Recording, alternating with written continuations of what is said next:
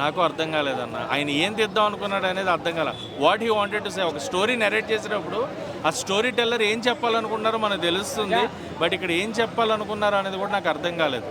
అంటే comedy cinema, comedy ఉంటుంది, family తండ్రికి కొడుక్కి మధ్యన ఫన్ ఉంటుంది. But what he wanted to say, love story ఉంది. రాని ఎందుకు తీసుకున్నారు, దాన్ని ఎందుకు చూస్ చేసుకున్నారంటే I don't have that answer అనమాట. కాకపోతే లాస్ట్లో ఒక ట్యాగ్ లైన్ వేశారు, సిలి గొప్పవాడా శిల్పం గొప్పదా అన్నట్టుగా.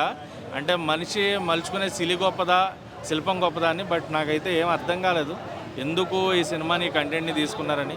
ఓవరాల్గా సినిమాకి అయితే 5కి 2 రేటింగ్ ఇస్తాను. అది కూడా 2 రేటింగ్ కంప్లీట్ సిద్ధు గారి పెర్ఫార్మెన్స్కి. One and only one man show. కొన్ని యాక్షన్ సీక్వెన్స్ కూడా మిస్కమ్యూనికేట్ అవుతున్నాయి. స్టార్టింగ్లో ఆయన బుల్లెట్తో కాల్చినప్పుడు అది గోనికి రక్తం మరక ఉంటుంది, తీసినప్పుడు ఏమో నార్మల్గా ఉంటుంది. సో చాలా మిస్కమ్యూనికేషన్స్, మిస్గ్యాప్స్ ఉన్నాయి సినిమాలో. సో పర్టికులర్గా చూసేవాళ్ళకి అర్థమవుతుంది. నేను సినిమాతో పాటు అన్నీ అబ్జర్వ్ చేస్తాను, నాకున్న పిచ్చేది అనమాట. సో సినిమాకి అయితే నాకు ఓవరాల్గా బిలో యావరేజ్ రేటింగ్.